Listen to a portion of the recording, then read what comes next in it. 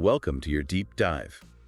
We're going to dig into something I know you're going to be really into, the Samsung Galaxy S24 FE. You sent over this review, and I'm so ready to break this down. This phone is supposed to be the, more affordable option, right? But then you glance at the specs and you're like, am I looking at a flagship phone here? I don't... right. It's got the bigger screen this year, a better battery. It's like they heard us. So, okay, unboxing.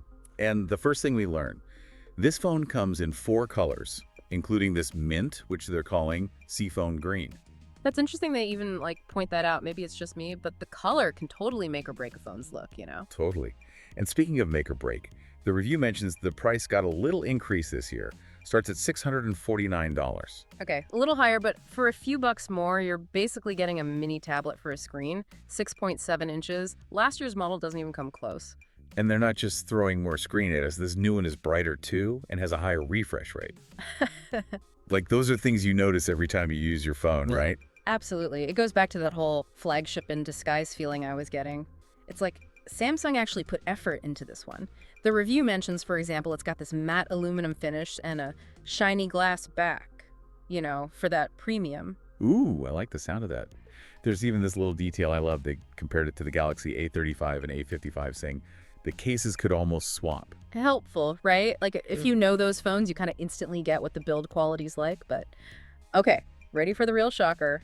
7 years of software updates. 7! Whoa, hold up. Are you serious?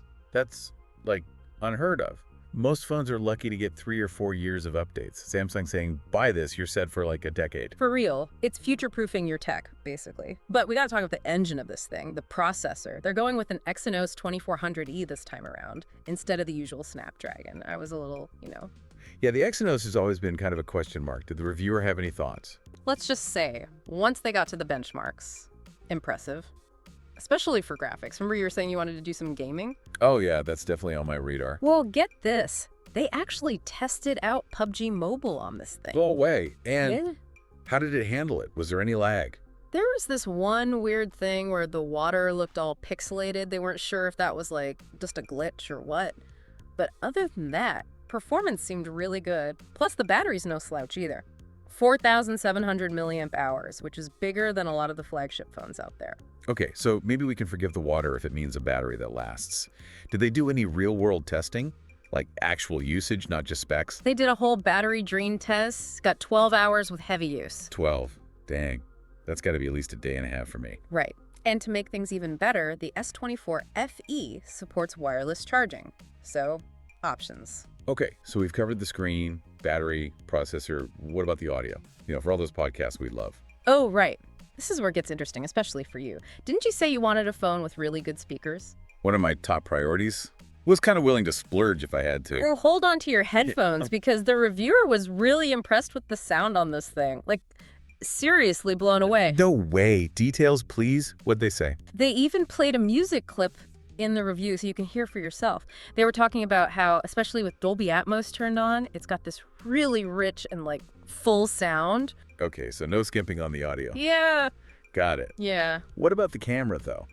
That's always the deal breaker for me, Yeah, the camera situation. This is where things get interesting.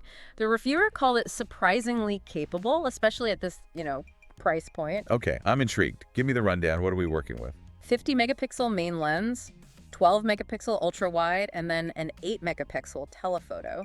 Solid. Though I did notice they mentioned it's only got the 10x digital zoom instead of the 30x on the older model. Yeah, seems like they sacrificed some zoom, which, fair trade-off maybe, especially depending on the image quality. Exactly. So how are the pictures? Reviewer was raving about them, especially the low light performance, even on the ultra-wide lens, which, hey, that was something you were looking for, right? Music to my ears. Okay, but how does it actually, stack up against the competition? They basically said it holds its own against phones twice the price. Get out. Okay, that's impressive. Any complaints? Anything I should know? Honestly, the only thing they weren't crazy about was that 10x zoom. Said it wasn't as sharp as they were hoping for, but they also said for everyday use, that 50 megapixel main lens is more than enough. Okay, so maybe not replacing my DSLR anytime soon, but for social media and just like life stuff, it sounds perfect. Exactly. It goes back to Samsung, like knowing their audience. They didn't just throw in a bunch of extra lenses to, make the spec sheet look good. It's all about quality over quantity, right? Yeah. Okay, so we've got the big, beautiful screen, battery that sounds like it lasts forever, performance is there, the audio's great, camera sounds like a winner. I'm kind of liking the sound of this phone. Right. And don't forget those software updates. 7 years. Basically unheard of in this category. It's like they're trying to break the cycle, Like we don't have to upgrade every 2 seconds. Totally. So final verdict from the reviewer, thumbs up. Oh, big thumbs up. They were really happy with it, especially for the price. Said it was a huge upgrade from the S23 FE. Only thing is, they weren't totally sure if it was better than the regular S24. Since the prices are kind of close this year. Yeah. The classic dilemma, do you splurge for the flagship or save a few bucks? Right. The age-old question. Though, I guess it really comes down to what you're looking for, right? Yeah, and for me, those 7 years of software updates are a game changer. It's like, I'm not just buying a phone for today, I'm buying it for, like, the next 5 years. Yeah. It really changes how you think about value, right? It's not just about having the, shiniest new thing, but something that'll last. Exactly. So maybe instead of, is it better than the S24, the question is more like, what am I really getting for that extra money? Yeah. And is it worth it? Like, if you need the absolute latest processor, the very best camera tech, okay, maybe the S24. But honestly, this S24 FE has me pretty convinced. Yep. It's got all the stuff I actually use in a phone, looks good, and it won't, break the bank. It's come a long way, this whole fan edition thing. Remember when those were always about compromise? Now it's like, they're not that different from the flagships. It's a good time to be into tech, that's for sure. You don't need to spend a fortune to get a phone that's, powerful and stylish. Right. And especially for you were saying you wanted something reliable, could keep up with your busy, whatever you're up to these days, but also budget friendly. This S24 FE seems like it fits the bill. Definitely high up on the list now. Yeah. Thanks for taking this deep dive with me. I feel way more informed about this phone, Of course. Always fun to geek out about new tech, right? The best. All right, until next time.